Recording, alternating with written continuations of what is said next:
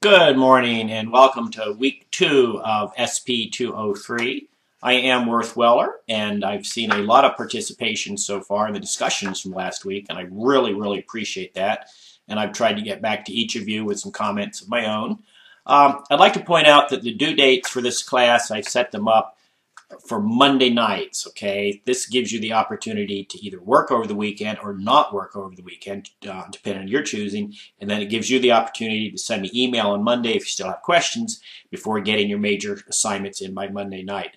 I still like to see the discussions started by the middle of the week, okay? Not just wait till the last minute. Work from the middle of the week onward so I get a chance to get back in there and make posts to your comments, and so that you can make posts to each other's comments. I'm going to get back to that in a minute. One of the things I'd like to emphasize is that the overriding goal of this class, maybe I can kind of put it in the negative first, I'm not trying to teach you or help you speak to large groups. Very few of us are going to go out and be politicians, giving, political speeches, that kind of a thing. I don't see that for this class. What I do see, though, are small groups where you're speaking in front of small groups, maybe marketing teams, if you're in the military, maybe platoon level meetings, strategic battle plans or after action battle reports, that kind of thing, management type meetings, strategic planning type presentations, where basically I see you working and speaking in front of a very friendly, team-oriented audience, okay? This is not a big audience. This is a small room filled with people that you know, people that you work with, okay? And you're kind of leading a discussion or leading a plan or a presentation, that kind of thing. So then what I'd like to talk about are the tasks for this week. So I will switch slides here. On the next slide, I try to keep these presentations short because I have my own bandwidth problems and don't want you to have bandwidth problems. If you look at this is what you see in Moodle. Excuse me, there's that I've warned you about, but I do have a note card here, all right? There, I did it again. What I want you to do is make sure you're going down through the list. It seems to me that you all are, okay? And the first item is the overview that you're watching now. Then the second item is a document that sort of walks you through everything that's expected for this particular week. Then, as usual, you always have discussions. And the goal of the discussions, if I may have mentioned this earlier, is to cause you to interact with each other as much as it is to cause you to interact with me. It gives us a chance to build on the content of the course. It gives us to build on the ideas. It gives us to build on brainstorming. And it also provides us with a place for peer review.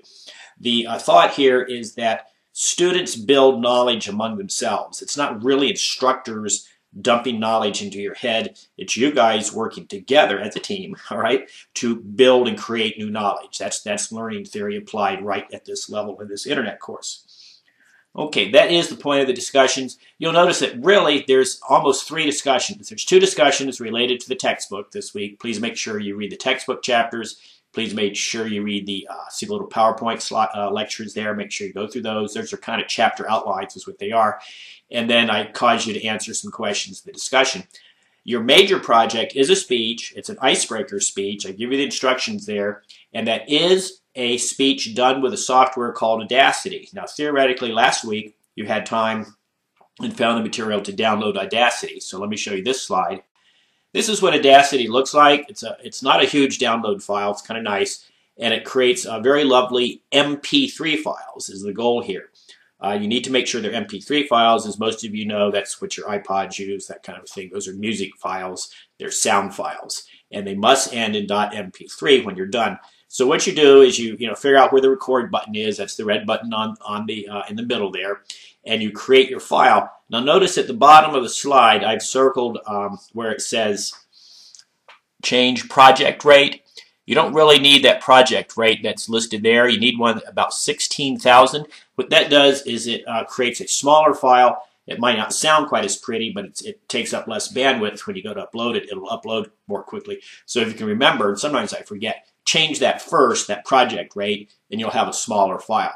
Then the last thing you have to do is after you've done the recording and after you've told it to stop, you have to go up to the File menu and you have to export your file as an MP3 file. It's a very critical step, okay? And that's why you have to download the second file before you get to this step, okay? I'm going backwards here, I apologize. Going back to week 1, you have to download what's called LAME, L-L-A-M-E, as well as Audacity, because Audacity needs to find this little LAME extension to actually turn things into MP3 files. So I hope that makes some sense. If you have some questions about that, I could possibly walk you through it. It's 2 downloads. And then the first time you use Audacity, you have to tell it how to find that second download. And that's usually just by simply going to the file menu, and you can look through it, and it'll ask you where is lame, and it'll generally take you right to the folder that it's in. But it could be in your download folder. It could be on your C drive. Sometimes you have to hunt for it. ITT Technical Help Desk cannot help you with this. I can probably help you with it. Usually students don't have a problem with this, but if you do, let me know and I'll figure out a way to help you, okay? So I think that's it. I wanted to keep this short. So as usual, if you have questions, I think you know how to get a hold of me. I'm glad to walk you through the Audacity download. Do keep your, excuse me, hear that again. Sorry about that. I do have good notes. Keep that to 4 to 6 minutes. Don't get too long-winded on any of these speeches, simply because of bandwidth issues. You know, in the real world, you may give 10, 15-minute speeches. Don't forget, the average attention span of an adult is 11 minutes. So anything much longer than 11 minutes is not really helpful. So, enjoy.